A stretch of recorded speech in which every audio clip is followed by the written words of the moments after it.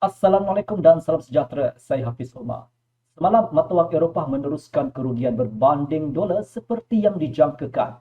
Seperti yang saya nyatakan sebelum ini, euro tidak mempunyai sebarang peluang untuk pulih berikutan data mengenai inflasi Amerika Syarikat.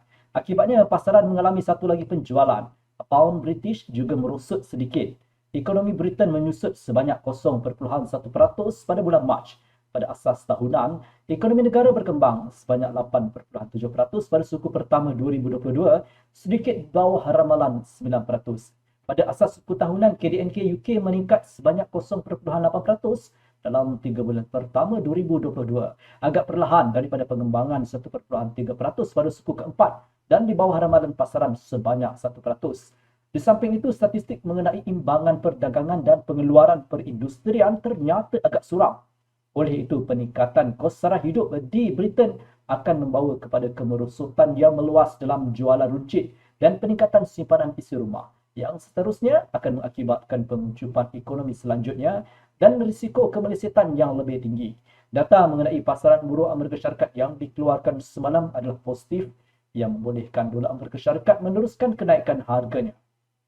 Kalender makroekonomi hari ini termasuk statistik mengenai harga pengguna di Perancis dan Sepanyol serta data mengenai pengeluaran perindustrian di kawasan Euro untuk Mac. Yang terakhir ini dijangka menurun tetapi tidak akan memberi kesan yang teruk kepada mata wang Eropah yang sudah lemah. Pada separuh kedua hari pula, Universiti Michigan akan mengeluarkan indeks sentimen pengguna dan pengukur jangkaan inflasi.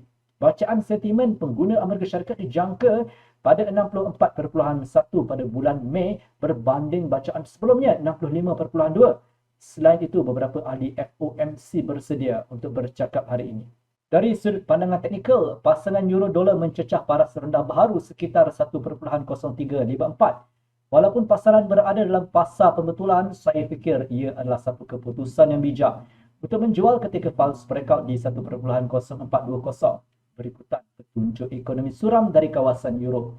Matlamat utama penurunan adalah untuk mendapatkan semula kawalan ke atas 1.0377. Jika harga tetap di bawah paras ini dan mengujinya dari bawah ke atas, isyarat jualan tambahan akan dibuat. Dalam kes ini, euro berkemungkinan besar akan merosot sehingga 1.0341 dan 1.0306. Kita harus memberi perhatian untuk penjualan di bawah 1.0377 boleh dipertimbangkan hanya selepas MACD pada carta setiap jam kembali ke garisan sifar.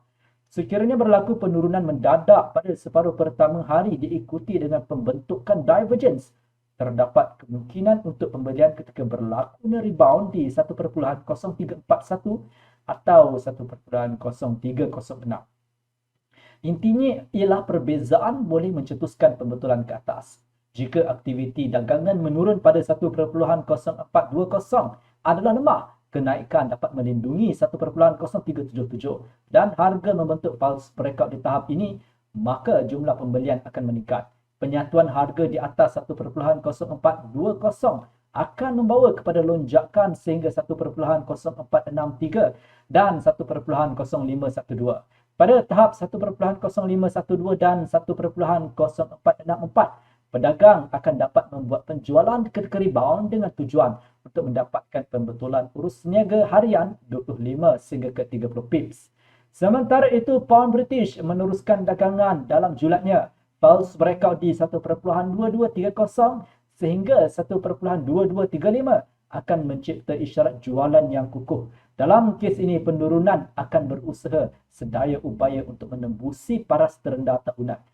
Penetapan harga di bawah 1.2170 akan menyebabkan satu lagi penjualan dalam pound sterling sehingga 1.2122 dan 1.2074. Pada tahap 1.2074, terdapat kemungkinan untuk pembelian ketika rebound dan ia bergantung pada pembetulan intraday 35 sehingga ke 30 pips.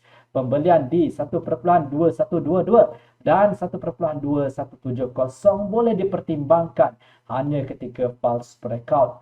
Jika harga bersatu di atas 1.2130 dan mengujinya dari atas ke bawah, pound British akan mempunyai peluang untuk terus ke 1.2282 dan mungkin 1.2334.